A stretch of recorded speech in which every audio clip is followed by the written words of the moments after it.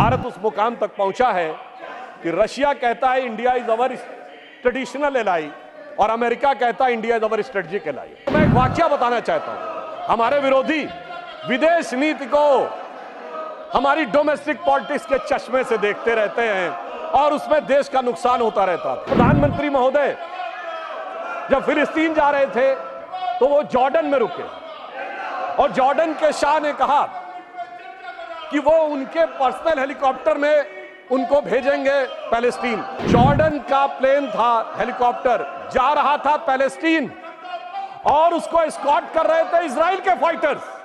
आप सोचिए, इजराइल और फिलिस्तीन कभी किसी एक देश के साथ अगर एक रूप में कभी हुए हो तो वो प्रधानमंत्री श्री नरेंद्र मोदी जी के नेतृत्व में भारत उस मुकाम तक पहुंचा है कि रशिया कहता है India is our traditional ally और अमेरिका कहता है India is our strategic ally. और यह बात सिर्फ बयानों तक सीमित नहीं है। रशिया से हमने S-400 एंटी मिसाइल सिस्टम लिया है जो रूस ने किसी को नहीं दिया, और अमेरिका से हमने प्रीडेटर ड्रोन लिए हैं जो नाटो के बाहर उसने किसी को नहीं दिए। आप सोचिए यह सक्षम विदेश नीति क्या संभव है कि रूस और अमेरिका दोनों अपने सबसे सक्षम हथियार भारत को देने के लिए तैयार हो। और मैं एक वाकया बताना चाहता हूं।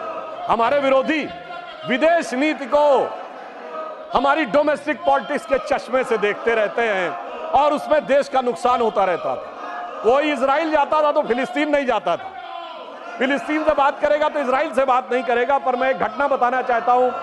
माननीय प्रधानमंत्री महोदय जब फिलिस्तीन जा रहे थे तो वो जॉर्डन में रुके और जॉर्डन के शाह ने कहा कि वो उनके पर्सनल हेलीकॉप्टर में उनको भेजेंगे पैलेस्टीन। उल्लेखनीय बात यह है कि जॉर्डन के शाह हुसैन प्रोफेट मोहम्मद की डायरेक्ट डिसेंडेंसी में है। एक ही परिवार है जो प्रोफेट मोहम्मद की डायरेक्ट डिसेंडेंसी में है।